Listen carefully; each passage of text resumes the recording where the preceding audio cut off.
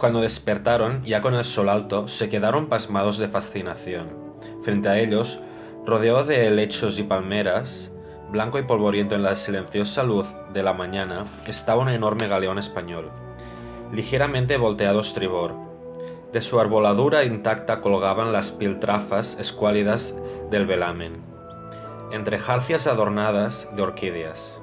El casco, cubierto con una tersa coraza de rémora, petrificada y musgo tierno, estaba firmemente esclavado en un suelo de piedras.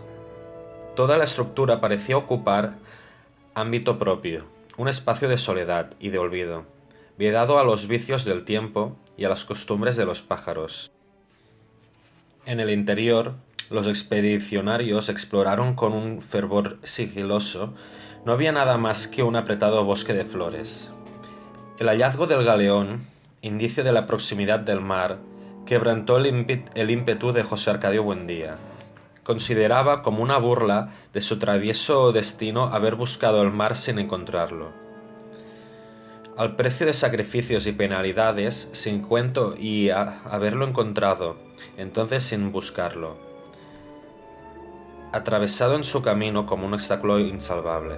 Muchos años después, el coronel Aureliano Buendía volvió a atravesar la región, cuando era ya una ruta regular del correo, y lo único que encontró de la nave fue el costillar carbonizado en medio de un campo de amapolas. Solo entonces, convencido de que aquella historia no había sido un engendro de la imaginación de su padre, se preguntó cómo había podido el galeón adentrarse hasta ese punto en tierra firme. Pero José Arcadio Buendía no se planteó esa inquietud cuando encontró el mar. Al cabo de 4 días de viaje, a 12 kilómetros de distancia del galeón, sus sueños terminaban frente a ese mar color de ceniza, espumoso y sucio, que no merecía los riesgos y sacrificios de su aventura. ¡Carajo!, gritó. Macondo está rodeado de agua por todas partes. La idea de que un Macondo peninsular prevaleció durante mucho tiempo inspiraba en el mapa arbitrario que dibujó José Arcadio Buendía al regreso de su expedición. Lo trazó con rabia, exagerando de mala fe las dificultades de comunicación, como para castigarse a sí mismo por la absoluta falta de sentido con que eligió el lugar. Nunca llegaremos a ninguna parte, se lamentaba ante Úrsula. Aquí nos hemos de pudrir en vida sin recibir los beneficios de la ciencia. Esa certidumbre, rumiada varios meses en el cuartito del laboratorio, lo llevó a concebir el proyecto de trasladar Macondo a un lugar más propicio.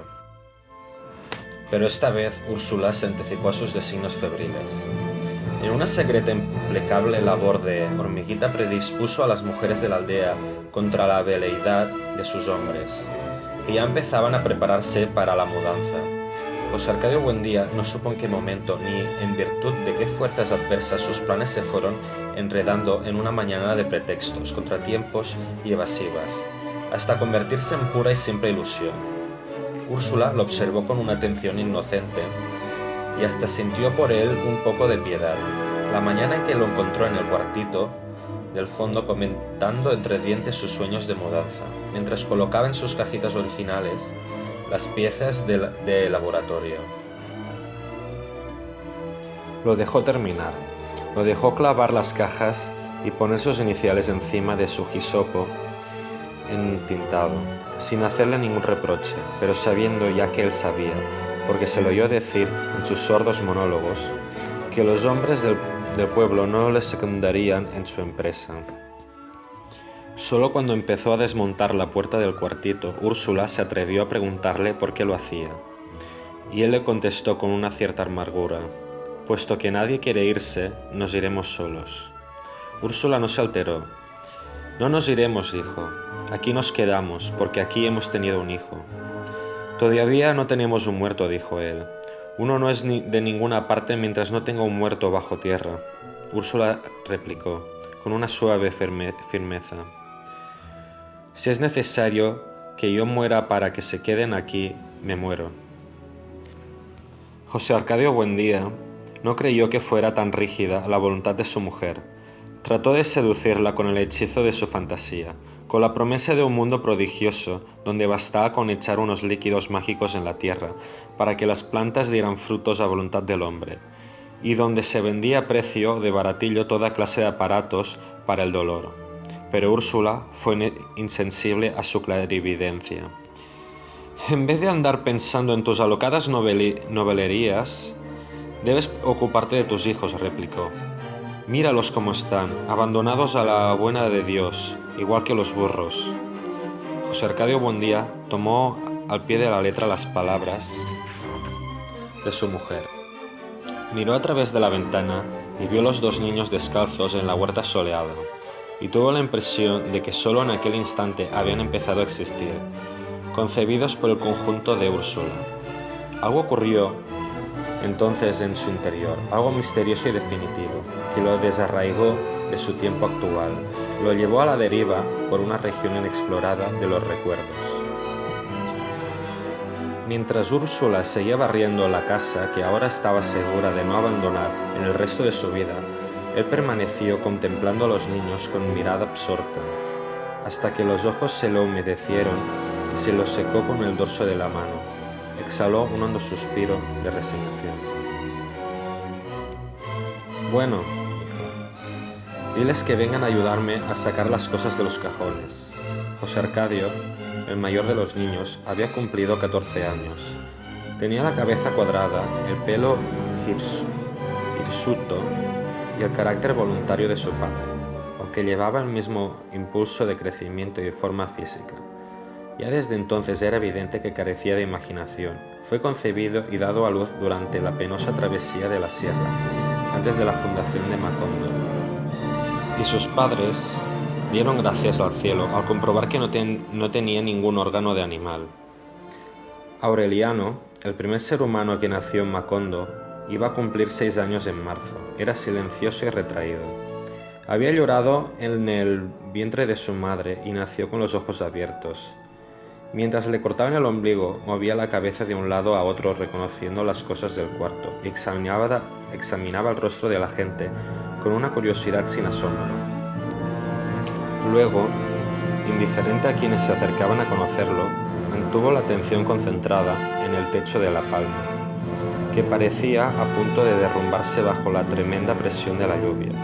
Úrsula no volvió a acordarse de la intensidad de esa mirada hasta un día en que el pequeño Aureliano, a la edad de 3 años, entró a la cocina en el momento en que ella retiraba del fogón y ponía en la mesa una olla de caldo hirviendo. El niño, perplejo en la puerta, dijo: «Se va a caer». La olla estaba bien puesta en el centro de la mesa, pero tan pronto como el niño hizo el anuncio, inició un movimiento irrevocable hacia el borde, como impulsada por un dinamismo interior, y se despedazó en el suelo.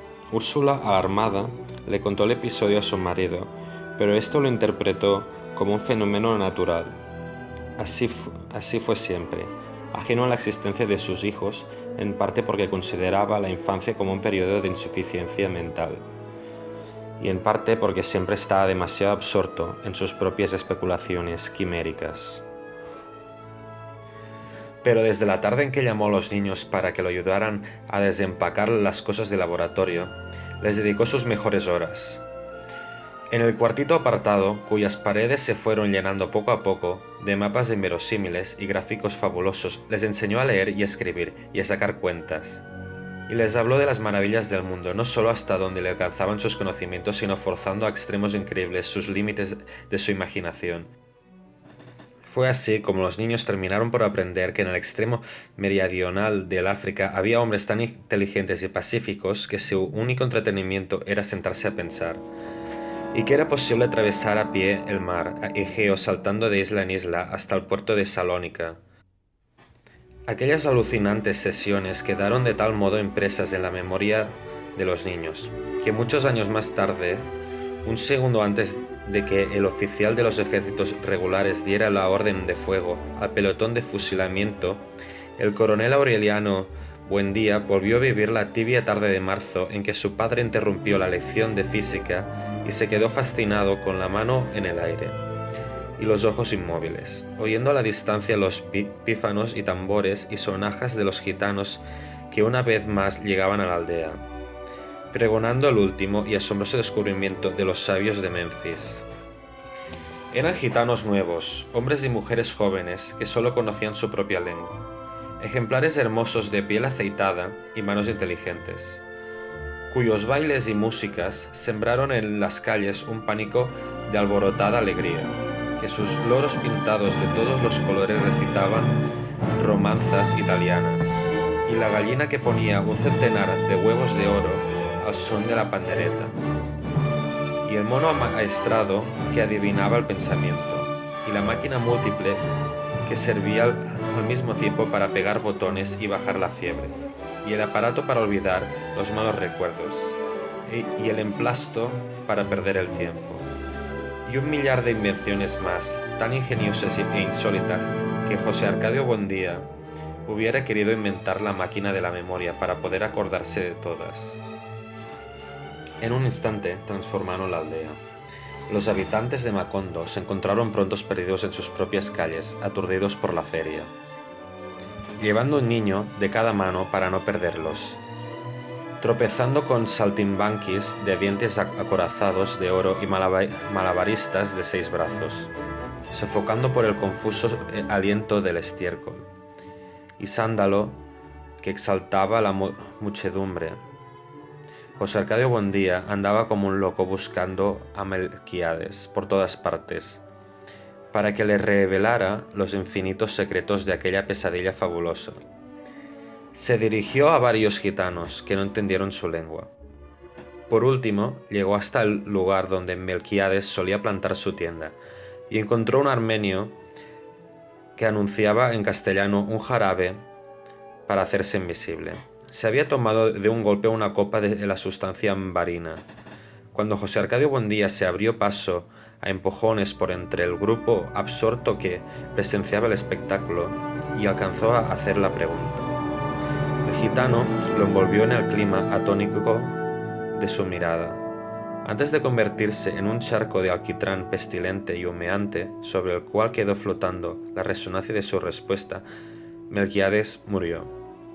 Aturdido por la noticia, José Arcadio Buendía permaneció inmóvil, tratando de sobreponerse a la aflicción, hasta que el grupo se dispersó reclamando por otros artificios y el charco del armenio se evaporó por completo. Más tarde, otros gitanos le confirmaron que, en efecto, Melquíades había sucumbido a las fiebres en los médanos de Singapur, y su cuerpo había sido arrojado en el lugar más profundo del mar de Java. A los niños no les interesó la noticia, estaban obstinados en que su padre los llevara a conocer la portentosa novedad de los sabios de Memphis. Anunciaba la entrada de una tienda que, según decían, perteneció al rey Salomón. Tanto insistieron que José Arcadio Buendía pagó los 30 reales y los condujo hasta el centro de la carpa, donde había un gigante de torso peludo y cabeza rapada, con un anillo de cobre en la nariz y una pesada cadena de hierro en el tobillo, custodiando un cofre de pirata. Al ser destapado por el gigante, el cofre dejó escapar un aliento glacial. Dentro solo había un enorme bloque transparente, con infinitas agujas internas en las cuales se despedazaba en estrellas de colores la claridad del crepúsculo. Desconcertado, sabiendo que los niños esperaban una explicación inmediata, José Arcadio Buendía se atrevió a murmurar: «Es el diamante más grande del mundo». «No», corrigió el gitano, «es hielo». José Arcadio Buendía, sin entender, extendió la mano hacia el témpano, pero el gigante se la apartó. «5 reales más para tocarlo», dijo. José Arcadio Buendía los pagó, y entonces puso la mano sobre el hielo, y la mantuvo puesta varios minutos mientras el corazón se le hinchaba de temor y de júbilo al contacto del misterio. Sin saber qué decir, pagó otras 10 reales para que sus hijos vivieran la prodigiosa experiencia. El pequeño José Arcadio se negó a tocarlo. Aureliano, en cambio, dio un paso hacia adelante, puso la mano y la retiró en el acto. «Está hirviendo», exclamó asustado. Pero su padre no le prestó atención. Embriagado por la evidencia del prodigio, en aquel momento se olvidó de la frustración de sus empresas delirantes y del cuerpo de Melquíades abandonado al apetito de los calamares. Pagó otros 5 reales y con la mano puesta en el témpano, como expresando un testimonio sobre el texto sagrado, exclamó: «Este es el gran invento de nuestro tiempo.